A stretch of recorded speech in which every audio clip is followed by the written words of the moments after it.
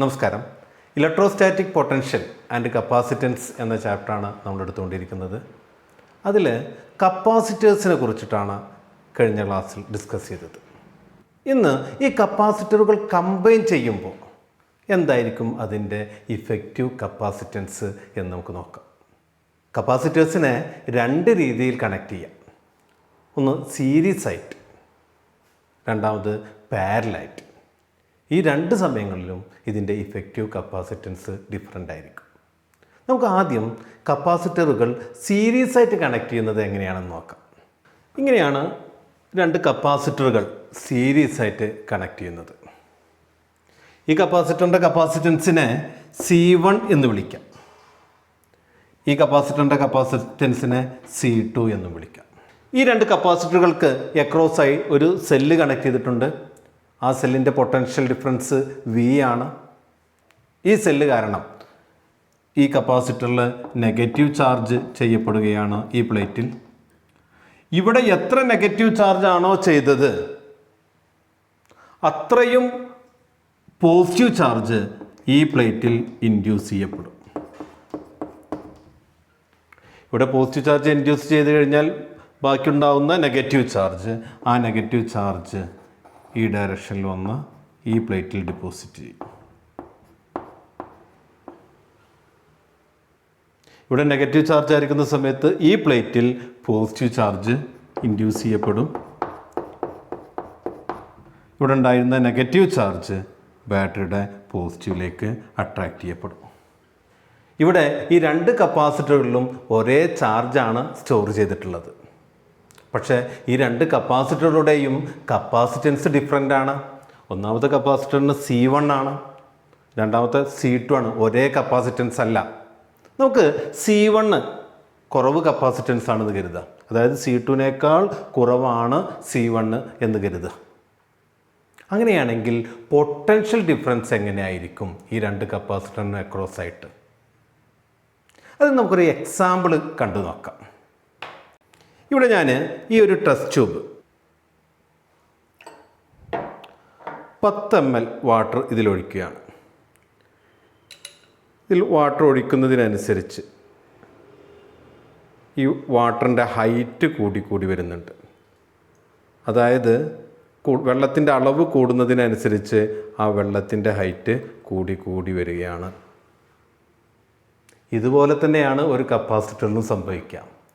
കപ്പാസിറ്ററിൽ ചാർജ് ചെയ്യുന്നതിനനുസരിച്ച് ആ കപ്പാസിറ്ററിന് അക്രോസ് ആയിട്ടുള്ള പൊട്ടൻഷ്യൽ ഡിഫറൻസ് കൂടി വരും. ഇവിടെ വാട്ടറിൻ്റെ ഹൈറ്റ് പൊട്ടൻഷ്യൽ ഡിഫറൻസിന് അനലോഗസ് ആയിട്ടാണ് ഞാൻ കണക്കാക്കുന്നത്, വെള്ളത്തിൻ്റെ അളവ് ചാർജിൻ്റെ അളവായിട്ടും. ഇനി അടുത്തത് സെയിം എമൗണ്ട് ഓഫ് വാട്ടർ, അതായത് 10 ml എടുത്തു.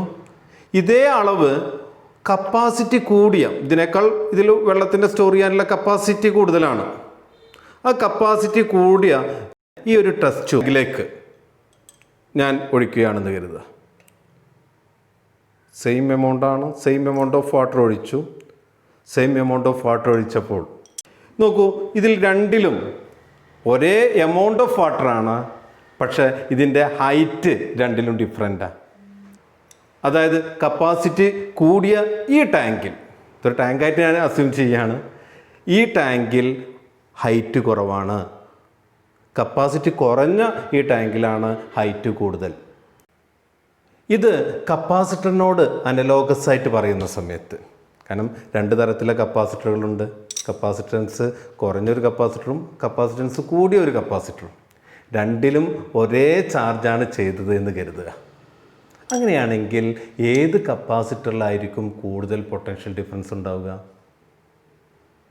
രണ്ടിലും ഒരേ അളവ് ചാർജാണ് സ്റ്റോർ ചെയ്യുന്നത്.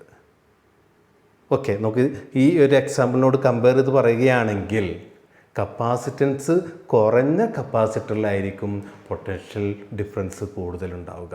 അങ്ങനെയാണെങ്കിൽ C1 C2നേക്കാൾ കുറവാണെന്ന് കരുതുക. ഒരു പൊട്ടൻഷ്യൽ ഡിഫറൻസ് കൊടുക്കുന്ന സമയത്ത് ഈ കപ്പാസിറ്ററിന് അക്രോസ് ആയിട്ടുള്ള പൊട്ടൻഷ്യൽ ഡിഫറൻസിനെ V1 എന്ന് വിളിക്കുക. ഈ കപ്പാസിറ്ററിന് അക്രോസ് ആയിട്ടുള്ള പൊട്ടൻഷ്യൽ ഡിഫറൻസിനെ V2 എന്ന് വിളിക്കുക.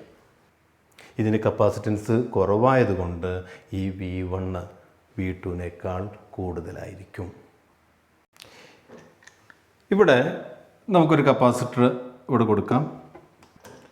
രണ്ടാമത്തെ കപ്പാസിറ്റർ നമുക്ക് ഇവിടെ കൊടുക്കാം. ഇവിടെ 12 വോൾട്ട് ബാറ്ററി കണക്ട് ചെയ്യാണ്.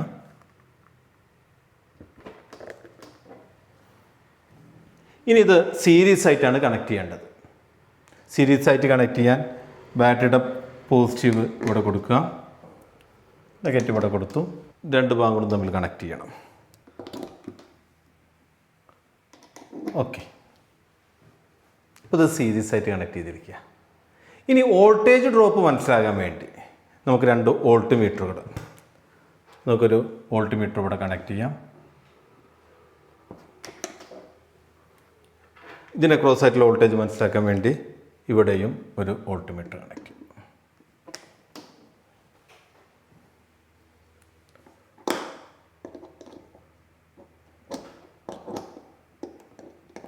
വോൾട്ട് മീറ്ററിൻ്റെ പോസിറ്റീവ് സൈഡിലും നെഗറ്റീവ് ഭാഗത്തുമായിട്ട് കണക്ട് ചെയ്യുക.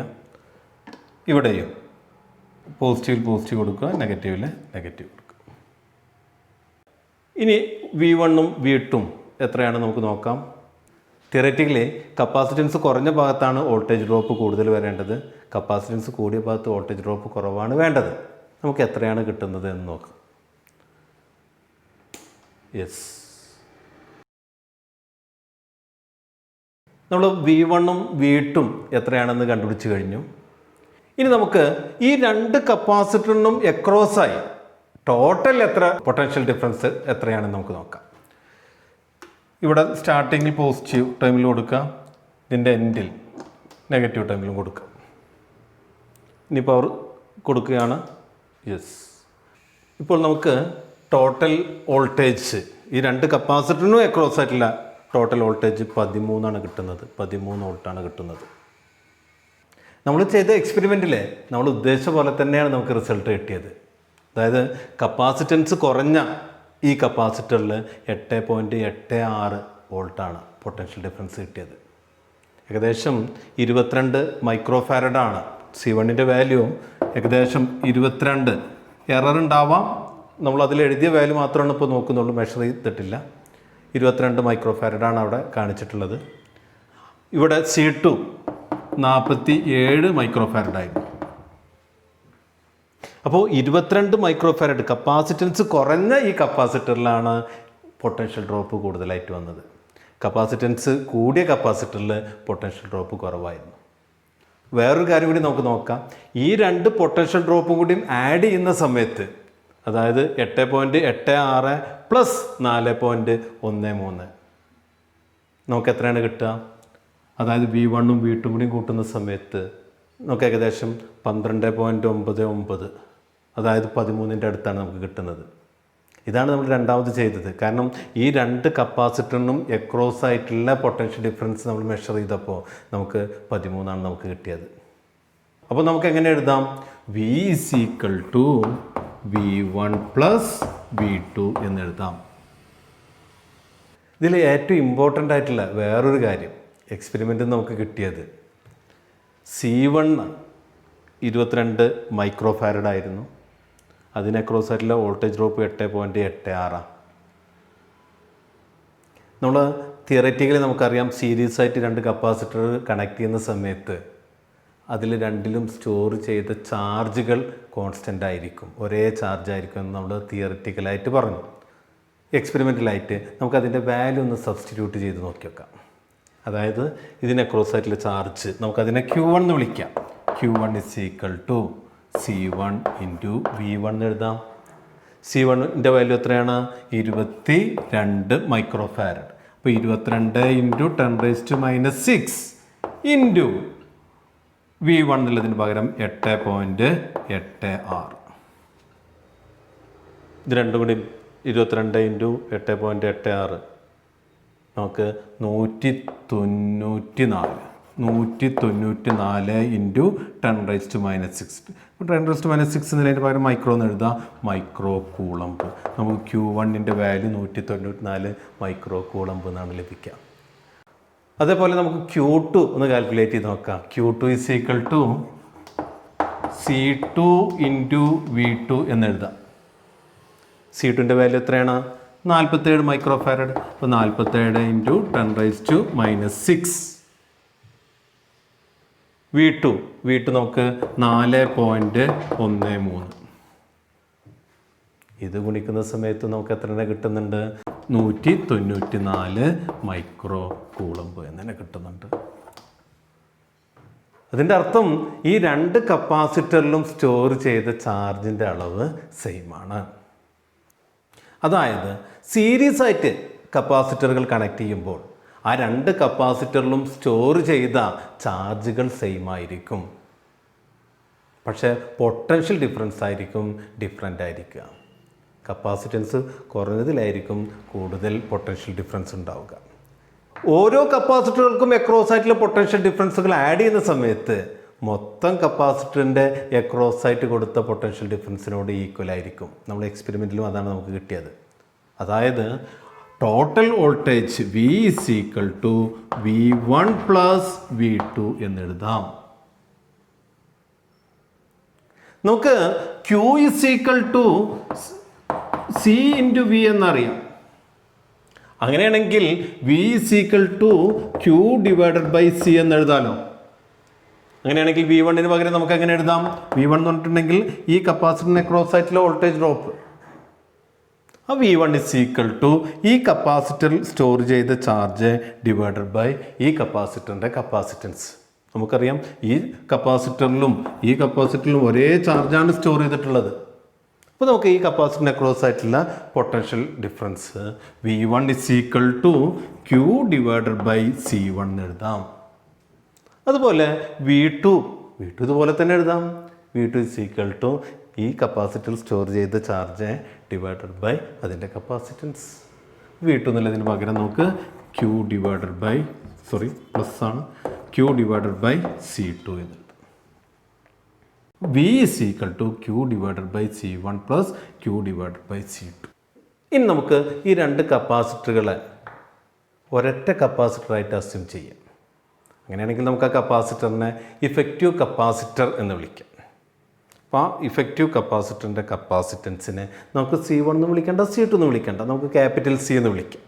അതായത് ഞാൻ ഈ രണ്ട് കപ്പാസിറ്ററിനും പകരം ഒരൊറ്റ കപ്പാസിറ്ററായിട്ട് കണക്കാക്കുക. ആ കപ്പാസിറ്ററിൻ്റെ കപ്പാസിറ്റൻസ് C ആണ്. ഇനി ബാക്കിയുള്ള കാര്യങ്ങളൊക്കെ ഇത് potential difference same potential difference ആണ് അപ്ലൈ ചെയ്യുന്നത്.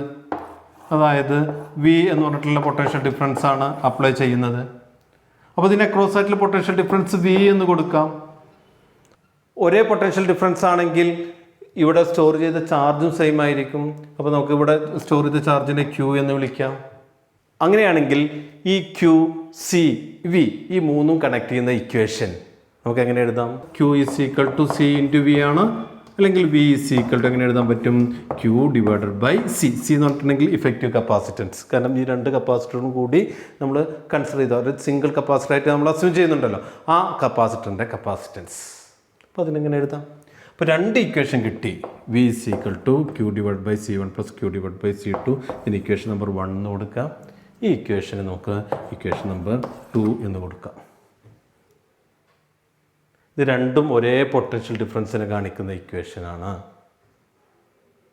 അതായത് ഇക്വേഷൻ നമ്പർ 1, ഇക്വേഷൻ നമ്പർ 2 ഈ രണ്ട് ഇക്വേഷനും കൂടി കമ്പയർ ചെയ്യുന്ന സമയത്ത് ഈ രണ്ട് ഇക്വേഷൻ്റെ ലെഫ്റ്റ് ഹാൻഡ് സൈഡ് എന്താണ് വരുന്നത്? പൊട്ടൻഷ്യൽ ഡിഫറൻസ്, ഒരേ പൊട്ടൻഷ്യൽ ഡിഫറൻസ് ആണ് വരുന്നത്. ലെഫ്റ്റ് ഹാൻഡ് സൈഡ് ഈക്വൽ ആവുന്ന സമയത്ത് അതിൻ്റെ റൈറ്റ് ഹാൻഡ് സൈഡും ഈക്വൽ ആയിരിക്കും. അങ്ങനെയാണെങ്കിൽ ഇതിൻ്റെ റൈറ്റ് ഹാൻഡ് സൈഡ് എത്രയാണ് വരുന്നത്? Q/C. ഇതിൻ്റെ റൈറ്റ് ഹാൻഡ് സൈഡ് എന്താണ് വരുന്നത്? Q/C1 + Q/C2. ഈ രണ്ട് ടേമിലും Q വരുന്നുണ്ട്, അതിനെ കോമൺ ആയിട്ട് എടുക്കാം. നമുക്ക് എങ്ങനെ എഴുതാം? Q/C = Q × 1/C1 + 1/C2. ഈ Qയും ക്യാൻസൽ ചെയ്തു.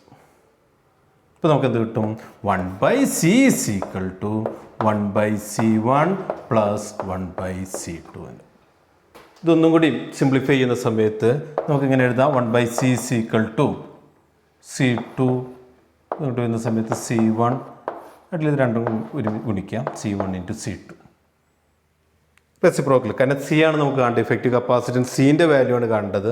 അപ്പോൾ സി ഇസ് ഈക്വൽ ടു, പിന്നെ നേരെ റെസിപ്രോക്കൽ എടുക്കാം. അപ്പോൾ എന്ത് വരും? C1 into C2 divided by C1 plus C2. ഇതാണ് രണ്ട് കപ്പാസിറ്ററുകൾ സീരീസ് ആയിട്ട് കണക്ട് ചെയ്യുന്ന സമയത്ത് ഉണ്ടാവുന്ന ഇഫക്റ്റീവ് കപ്പാസിറ്റൻസ്. നമുക്ക് നമ്മൾ ചെയ്ത കപ്പാസിറ്ററിൻ്റെ വാല്യൂ നോക്കി ഇത് കറക്റ്റാണോ എന്ന് നമുക്ക് ചെക്ക് ചെയ്ത് നോക്കാം. നമുക്ക് C1ൻ്റെ വാല്യൂ എത്രയാണെന്ന് നോക്കി നോക്കാം. C1 ഏകദേശം 25.5 നമുക്ക് കിട്ടുന്നത്. ഇവിടെ C1ൻ്റെ വാല്യൂ 25.5 മൈക്രോ ഫാരഡ് എന്നാണ് കിട്ടുന്നത്. നമുക്ക് C2ൻ്റെ വാല്യൂ എത്രയാണ് നമുക്ക് നോക്കാം. 47 എന്നാണ് അതിൽ എഴുതിയിട്ടുള്ളത്.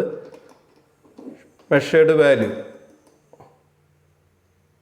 55.5 വരുന്നത്. ഓക്കെ, അപ്പോൾ C2 is equal to 55.5 micro farad. നമുക്ക് ആദ്യം ഇത് രണ്ടും സീരീസ് ആയിട്ട് കണക്ട് ചെയ്യുന്ന സമയത്ത് എത്ര ആയിരിക്കും അതിൻ്റെ കാൽക്കുലേറ്റഡ് വാല്യൂ എന്ന് നമുക്ക് നോക്കാം.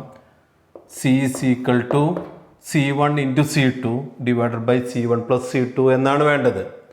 C1 എന്നുള്ളതിന് പകരം 25.5 ഇൻറ്റു C2 എന്നുള്ളതിന് പകരം 55.5 divided by C1 plus C2, അതായത് 25.5 പ്ലസ് 55.5. അപ്പോൾ നമുക്ക് എത്രയാണ് ലഭിക്കുക? 1415.25 ലഭിക്കുന്നത്. Divided by 25.5 plus 55.5 is equal to 81 നമുക്ക് ലഭിക്കും. അപ്പോൾ നമുക്ക് 1415.25 divided by 81 is equal to 17.5 micro farad എന്നാണ് ലഭിക്കുക. നമുക്കതൊന്ന് ചെക്ക് ചെയ്ത് നോക്കാം. ഈ രണ്ട് കപ്പാസിറ്ററുകളെയും സീരീസ് ആയിട്ട് കണക്ട് ചെയ്യുകയാണ്. സീരീസ് ആയിട്ട് കണക്ട് ചെയ്യുന്ന സമയത്ത് ഈ കപ്പാസിറ്ററും യെസ്, ഇത് സീരീസ് ആയിട്ട് കണക്ട് ചെയ്തു. ഇനി നമുക്ക് എത്രയാണ് കപ്പാസിറ്റൻസ് എന്ന് മെഷർ ചെയ്ത് നോക്കാം. യെസ്, മെഷേർഡ് വാല്യൂ നമുക്ക് 17.8 എന്നാണ് നമുക്ക് ലഭിക്കുന്നത്. Calculated value 17.5 micro farad, measured value 17.8 എന്നാണ് ലഭിച്ചത്. ഇനി നമുക്ക് കപ്പാസിറ്ററുകളെ പാരലായിട്ട് കണക്ട് ചെയ്യുന്ന സമയത്ത് ഇഫക്റ്റീവ് കപ്പാസിറ്റൻസിന് എന്ത് മാറ്റാണ് ഉണ്ടാവുക നോക്കാം. കപ്പാസിറ്ററുകളെ പാരലായിട്ട് കണക്ട് ചെയ്യുന്നത് ഈ രീതിയിലാണ്. നമുക്ക് ഈ കപ്പാസിറ്ററിൻ്റെ കപ്പാസിറ്റൻസിനെ C1 എന്ന് വിളിക്കാം, ഈ കപ്പാസിറ്ററിൻ്റെ കപ്പാസിറ്റൻസിനെ C2 എന്ന് വിളിക്കാം. അപ്പോൾ C1ഉം C2ഉം ഇവിടെ പാരലായിട്ടാണ് കണക്ട് ചെയ്തിരിക്കുന്നത്. ഇതൊരു ബാറ്ററിയുമായി കണക്ട് ചെയ്തിരിക്കുകയാണ്. ആ ബാറ്ററിയുടെ പൊട്ടൻഷ്യൽ ഡിഫറൻസ്, ആ ബാറ്ററി കൊടുക്കുന്ന പൊട്ടൻഷ്യൽ ഡിഫറൻസിനെ നമുക്ക് V എന്ന് കൊടുക്കാം. ഇവിടെ ഓരോ കപ്പാസിറ്ററിനും അക്രോസ് ആയിട്ടുള്ള പൊട്ടൻഷ്യൽ ഡിഫറൻസ് സെയിം ആയിരിക്കും. കാരണം ഈ പോയിന്റ് A എന്ന് വിളിക്കാം, ഈ പോയിന്റിനെ B എന്ന് വിളിക്കാം. ഈ കപ്പാസിറ്ററിൻ്റെ അക്രോസ് ആയിട്ടുള്ള പോയിൻ്റാണ് എയും ബിയും. അതേ പോയിന്റ് തന്നെയാണ് ഈ കപ്പാസിറ്ററിന് അക്രോസ് ആയിട്ടും വരുന്നത്.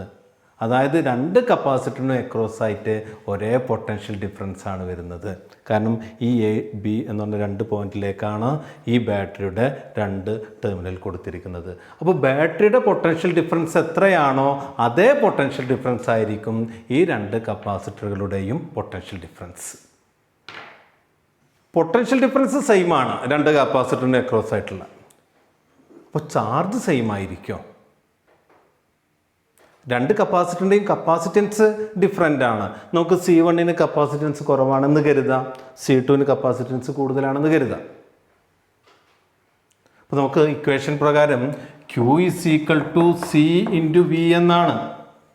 രണ്ടിനും ഒരേ പൊട്ടൻഷ്യൽ ഡിഫറൻസ് ആണെങ്കിൽ C കുറവുള്ള കപ്പാസിറ്ററിന് ചാർജ് കുറവായിരിക്കും. അതായത് കപ്പാസിറ്റൻസ് കുറവില്ല കപ്പാസിറ്ററിൽ കുറവ് ചാർജായിരിക്കും സ്റ്റോർ ചെയ്യപ്പെടുക. ഇനി കപ്പാസിറ്റൻസ് കൂടിയ കപ്പാസിറ്ററിൽ കൂടുതൽ ചാർജ് സ്റ്റോർ ചെയ്യപ്പെടും. അത് നമ്മൾ മുമ്പ് കണ്ട ആ ഒരു എക്സാമ്പിൾ വെച്ചും പറയാം നമുക്ക്. ഇത് 2 വാട്ടർ സ്റ്റോറേജ് ടാങ്കുകളാണ്. ഇതിൽ നമ്മൾ മുമ്പ് ചെയ്ത എക്സ്പെരിമെൻ്റ് പ്രകാരം രണ്ടിലും ഒരേ അളവ് വെള്ളമാണ് ഒഴിച്ചത്. കപ്പാസിറ്റി കൂടിയ ഈ ടാങ്കിൽ ഹൈറ്റ് കുറവായിരുന്നു. ഇനി ഹൈറ്റ് എന്ന് പറയുന്നത് നമ്മൾ പൊട്ടൻഷ്യൽ ഡിഫറൻസിനോട് ഈക്വലൻ്റായിട്ട് പറയുന്ന ഒരു ടേമാണ്. ഈ 2 ടാങ്കിലും ഒരേ ലെവൽ വാട്ടർ എത്തണമെങ്കിൽ കപ്പാസിറ്റി കൂടിയ ടാങ്കിലേക്ക് കൂടുതൽ വെള്ളം ഒഴിക്കേണ്ടി വരും. ഇപ്പോൾ ഈ 2 ടാങ്കിലും ഒരേ ഹൈറ്റിലാണ് വാട്ടർ നിൽക്കുന്നത്. പക്ഷെ രണ്ടിലും ഒരേ അളവ് വെള്ളമാണോ? അല്ല. കപ്പാസിറ്റി കൂടിയ ടാങ്കിൽ കൂടുതൽ വെള്ളമുണ്ട്. ഇതേപോലെ നമുക്ക് കപ്പാസിറ്ററിലും പറയാം. അവിടെ വാട്ടറും ഹൈറ്റും അല്ല, അവിടെ നമുക്ക് വാട്ടറിന് പകരമായിട്ട് ചാർജ് ഹൈറ്റിന് കറസ്പോണ്ടിങ് ആയിട്ട് ഈക്വൽ അല്ല, അതിന് ഒരു എക്സാമ്പിളായി പറയണം, അതിന് കറസ്പോണ്ടിങ് ആയിട്ട് നമുക്ക് പൊട്ടൻഷ്യൽ ഡിഫറൻസ് പറയാം. 2 കപ്പാസിറ്ററിലും ഒരേ പൊട്ടൻഷ്യൽ ഡിഫറൻസ് കൊടുക്കുന്ന സമയത്ത് കപ്പാസിറ്റൻസ് കൂടിയ കപ്പാസിറ്ററിലായിരിക്കും കൂടുതൽ ചാർജ് സ്റ്റോർ ചെയ്തിട്ടുണ്ടാവുക. നമുക്ക് 2 കപ്പാസിറ്ററുകൾ, ഡിഫറെൻറ്റ് വാല്യൂള്ള കപ്പാസിറ്ററുകൾ പാരലായിട്ട് കണക്ട് ചെയ്യുക. അങ്ങനെ പാരലായിട്ട് കണക്ട് ചെയ്യുന്ന സമയത്ത് ഓരോ കപ്പാസിറ്ററിനും അക്രോസ് ആയിട്ടുള്ള പൊട്ടൻഷ്യൽ ഡിഫറൻസ് എത്രയാണെന്ന് നമുക്ക് മെഷർ ചെയ്ത് നോക്കാം. ഇവിടെ 2 കപ്പാസിറ്ററുകൾ വെച്ചിട്ടുണ്ട്. ഈ 2 കപ്പാസിറ്ററിനെ ആദ്യം നമുക്ക് പാരലായിട്ട് കണക്ട് ചെയ്യാം.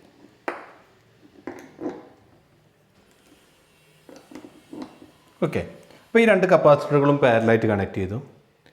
ഇനി ഇതിന് അക്രോസ് ആയിട്ടുള്ള പൊട്ടൻഷ്യൽ ഡിഫറൻസ് കാണാൻ വേണ്ടി നമുക്ക് വോൾട്ട്മീറ്റർ, ഈ കപ്പാസിറ്ററിന് അക്രോസ് ആയിട്ട് നമുക്ക് എന്ത് ചെയ്യാം, വോൾട്ട്മീറ്റർ കണക്ട് ചെയ്യാം. ഈ കപ്പാസിറ്ററിന് അക്രോസ് ആയിട്ട് ഈ വോൾട്ട്മീറ്ററും കണക്ട് ചെയ്യാം. ഇനി നമുക്ക് ഇതിൽ പവർ സപ്ലൈ ആണ്. നമുക്ക് ഇനി പവർ ഓൺ ചെയ്യാണ്. ഓക്കെ, ഇവിടെ 2 കപ്പാസിറ്ററിലും ഒരേ പൊട്ടൻഷ്യൽ ഡിഫറൻസ് ആണ് കാണിക്കുന്നത്.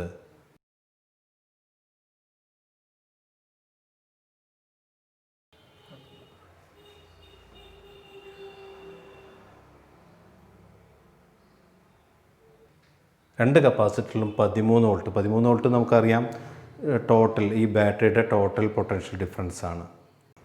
ഇവിടെ Q = C × V എന്നാണ്. ഈ 2 കപ്പാസിറ്ററിലും ഒരേ പൊട്ടൻഷ്യൽ ഡിഫറൻസ് ആണെങ്കിൽ V രണ്ടിലും കോമൺ ആണ്. അപ്പോൾ കപ്പാസിറ്റൻസ് കൂടിയ കപ്പാസിറ്റർ C കൂടിയതിൽ Q കൂടുതലായിരിക്കും. അതുകൊണ്ട് നമുക്ക് ഈ കപ്പാസിറ്ററിലെ ചാർജ് Q, ഈ കപ്പാസിറ്റർ ചാർജ് Q എന്ന് എഴുതാൻ കഴിയില്ല. ഈ കപ്പാസിറ്റർ സ്റ്റോർ ചെയ്ത ചാർജിനെ Q1 എന്നും ഇതിൽ Q2 എന്നും എഴുതാം. കപ്പാസിറ്റൻസ് കൂടിയ കപ്പാസിറ്ററിലായിരിക്കും കൂടുതൽ ചാർജ്. അതായത് ഈ ബാറ്ററിയിൽ നിന്ന് ചാർജ് ഈ ജംഗ്ഷനിൽ എത്തുന്ന സമയത്ത് Q1 ചാർജ് ഈ കപ്പാസിറ്ററിലും Q2 ചാർജ് ഈ കപ്പാസിറ്ററിലും സ്റ്റോർ ചെയ്യും. അതായത് നമുക്ക് വരുന്ന ചാർജിനെ Q എന്ന് എഴുതുകയാണെങ്കിൽ നമുക്ക് Q = Q1 + Q2 എന്നെഴുതാം. നമുക്ക് ഇവിടെ Q1-ൻ്റെ വാല്യൂ ഇക്വേഷൻ നമുക്കറിയാം. Q = C എന്ന് പറഞ്ഞ ഇക്വേഷൻ നമുക്കറിയാം. അതുപ്രകാരം ഈ Q1 ഇവിടെ എത്ര ചാർജ് സ്റ്റോർ ചെയ്തിട്ടുണ്ടാവും? നമുക്കിങ്ങനെ എഴുതാം, Q1 = C × V. C എന്നുള്ള ഭാഗത്ത് C1 എന്ന് എഴുതാം, C1 × V. കാരണം V എന്ന് പറയുന്നത് കോമൺ ആണ്. 2 കപ്പാസിറ്ററിലും V കോമൺ ആയതുകൊണ്ട് നമുക്ക് രണ്ടിലും V എന്ന് തന്നെ എഴുതാം. അപ്പോൾ ഈ Q1-ന് പകരം C1 × V എന്ന് എഴുതാം, Q2 എന്നതിന് പകരം C2 × V എന്ന് എഴുതാം. ഈ 2 ടേമിലും V കോമൺ ആയതുകൊണ്ട് അത് നമുക്ക് പുറത്തേക്ക്, ബ്രാക്കറ്റിൻ്റെ പുറത്തേക്ക് ആക്കി എഴുതാം.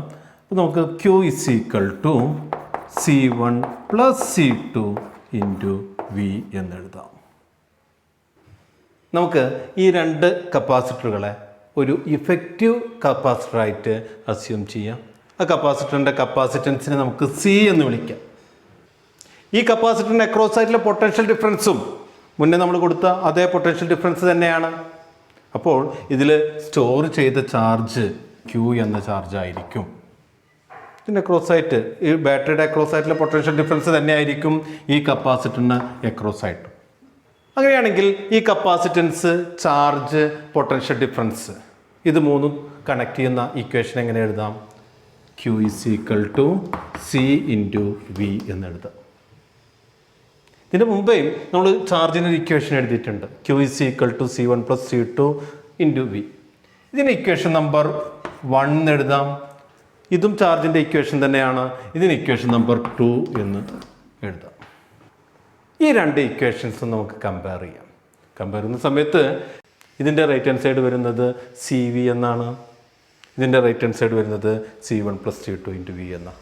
അപ്പോൾ നമുക്കിങ്ങനെ എഴുതാം: CV = C1 + C2 × V. ഇവിടെയും V ഇവിടെയും V ഉണ്ട്. ഈ രണ്ട് Vയും ക്യാൻസൽ ചെയ്തു. അപ്പോൾ നമുക്ക് C = C1 + C2 എന്ന് ലഭിച്ചു. അതായത് രണ്ട് കപ്പാസിറ്ററുകൾ പാരലായിട്ട് കണക്ട് ചെയ്യുമ്പോൾ അതിൻ്റെ effective capacitance C = C1 + C2 എന്നായിരിക്കും. നമുക്ക് മുമ്പ് ചെയ്ത അതേ എക്സ്പെരിമെൻ്റ്, അതായത് രണ്ട് കപ്പാസിറ്ററുകൾ സീരീസ് ആയിട്ട് കണക്ട് ചെയ്തല്ലോ, ആ രണ്ട് കപ്പാസിറ്ററുകൾ നമുക്ക് പാരലായിട്ട് കണക്ട് ചെയ്യുന്ന സമയത്ത് എത്രയായിരിക്കും കപ്പാസിറ്റൻസ് ലഭിക്കുക എന്ന് ഒന്ന് നമുക്ക് നോക്കാം. നമുക്ക് C1ൻ്റെ വാല്യൂ മെഷർ ചെയ്ത് നോക്കാം. 22 എന്നാണ് അതും എഴുതിയിട്ടുള്ളത്. മെഷേർഡ് വാല്യൂ നമുക്ക് നോക്കാം. മെഷേർഡ് വാല്യൂ 25.3 എന്നാണ് നമുക്ക് കിട്ടുന്നത്.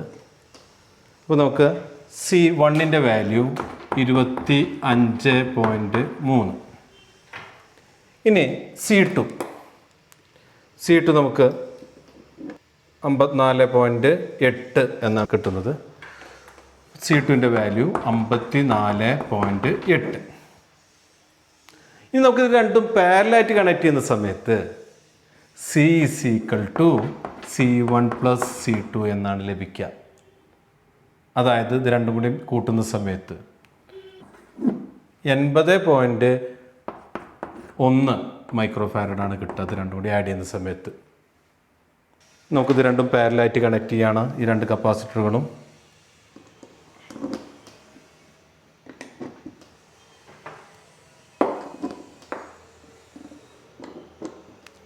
പാരലായിട്ട് കണക്ട് ചെയ്തു. നമുക്ക് കപ്പാസിറ്റൻസ് 78.1 എന്നാണ്. രണ്ട് കപ്പാസിറ്ററുകൾ പാരലായിട്ട് കണക്ട് ചെയ്യുന്ന സമയത്ത് effective capacitance C = C1 + C2 എന്നാണ്. കാൽക്കുലേറ്റഡ് വാല്യൂ 80.1 മൈക്രോ ഫാരഡാണ് നമുക്ക് ലഭിച്ചത്. Experimental value 78 micro farad. അടുത്ത ഒരു വാല്യൂ തന്നെയാണ് നമുക്ക് ലഭിച്ചത്. ഇന്ന് നമ്മൾ കോമ്പിനേഷൻ ഓഫ് കപ്പാസിറ്റേഴ്സിനെ കുറിച്ചിട്ടാണ് ഡിസ്കസ് ചെയ്തത്. രണ്ട് രീതിയിൽ കപ്പാസിറ്ററുകളെ നമുക്ക് കമ്പൈൻ ചെയ്യാം. ഒന്ന് സീരീസ് ആയിട്ട്, പിന്നൊന്ന് പാരലായിട്ട്. സീരീസ് ആയിട്ട് കണക്ട് ചെയ്യുന്ന സമയത്ത് effective കപ്പാസിറ്റൻസിൻ്റെ equation 1/C = 1/C1 + 1/C2 എന്നാണ്.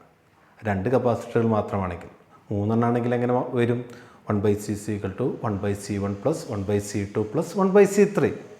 അത് എത്ര കപ്പാസിറ്ററുകൾ നമ്മൾ സീരീസ് ആയിട്ട് കണക്ട് ചെയ്യുന്നോ അതിൻ്റെ ഇക്വേഷൻ അത്രയും, അതായത് 1/C = 1/C1 + 1/C2 + 1/C3 + 1/C4 etcetera, അങ്ങനെ ആയിരിക്കും അതിൻ്റെ ഇക്വേഷൻ.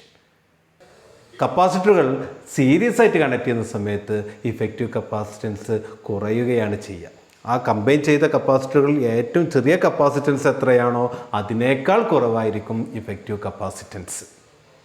എന്നാൽ കപ്പാസിറ്ററുകൾ പാരലായിട്ട് കണക്ട് ചെയ്യുന്ന സമയത്ത് കപ്പാസിറ്റൻസിൻ്റെ ഇക്വേഷൻ, രണ്ട് കപ്പാസിറ്റർ ആണെങ്കിൽ C = C1 + C2, മൂന്ന് കപ്പാസിറ്റർ ആണെങ്കിൽ C1 + C2 + C3. അങ്ങനെ എത്ര കപ്പാസിറ്ററുകളാണെങ്കിലും നമുക്ക് എല്ലാ കപ്പാസിറ്ററുകളുടെയും കപ്പാസിറ്റൻസ് ആഡ് ചെയ്യാം. അതായത് കപ്പാസിറ്ററുകൾ പാരലായിട്ട് കണക്ട് ചെയ്യുന്ന സമയത്ത് ഇഫക്റ്റീവ് കപ്പാസിറ്റൻസ് കൂടുകയാണ് ചെയ്യുക. അതായത് ആ കമ്പൈൻ ചെയ്ത കപ്പാസിറ്ററുകളിൽ ഏറ്റവും കപ്പാസിറ്റൻസ് കൂടുതൽ ഏതാണോ അതിനേക്കാൾ കൂടുതലായിരിക്കും ഇഫക്റ്റീവ് കപ്പാസിറ്ററിൻ്റെ കപ്പാസിറ്റൻസ്. ഇതോടെ ഇന്നത്തെ ക്ലാസ് അവസാനിക്കുകയാണ്. എല്ലാവർക്കും നന്ദി, നമസ്കാരം.